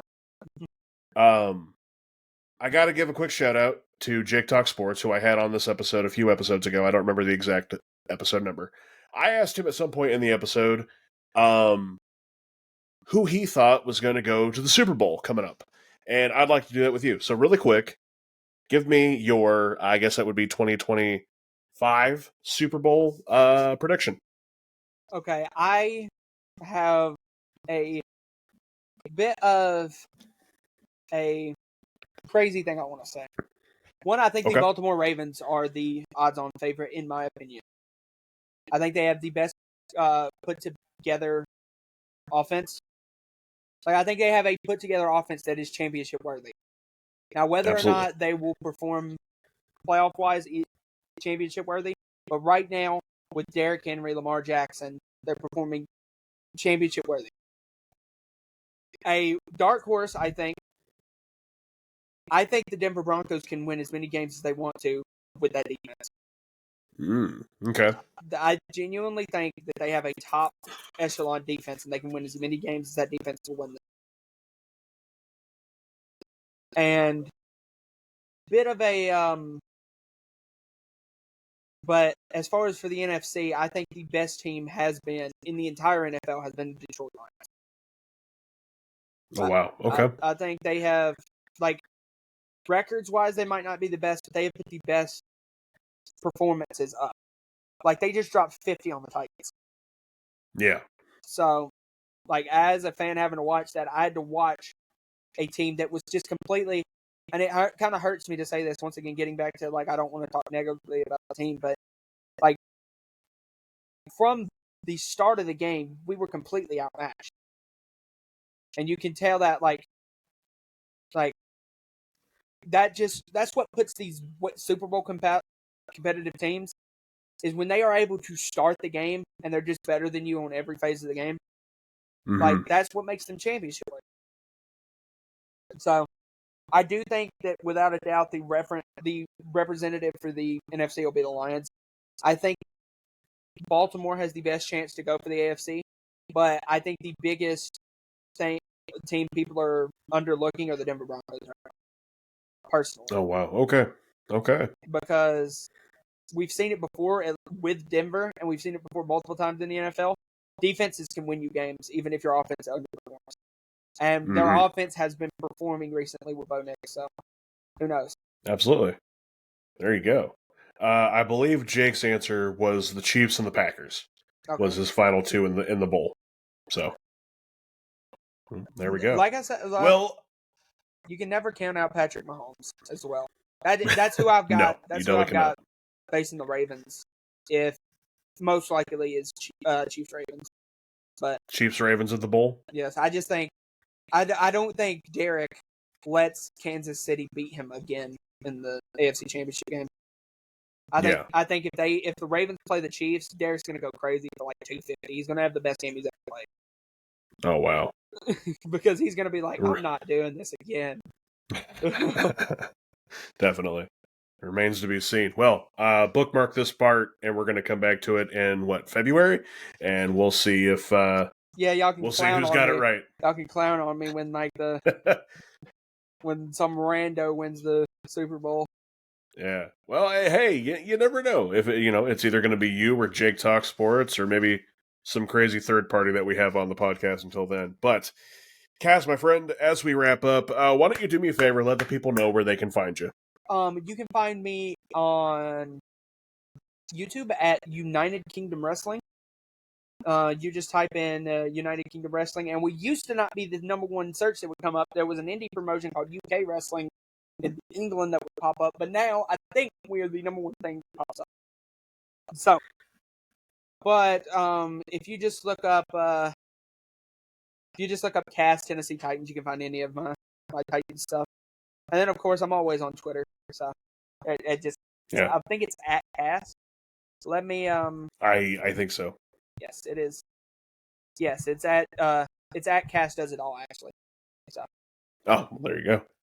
Which, of course, don't worry, ladies and gentlemen, I'll cut out all the metal work for you. All those links down in the description below, no matter if you're over on YouTube, no matter if you're on Spotify. But, Cass, my friend, thank you so much for hopping on here and talking with me. All right. Thank y'all. Yeah. So, with that, ladies and gentlemen, thank you so much for watching this episode of Small Talks with the Big Guy, the best podcast that you've never heard of. I'm, of course, EROE, your host, and we will see you in the next episode. Thank you, and have a good night.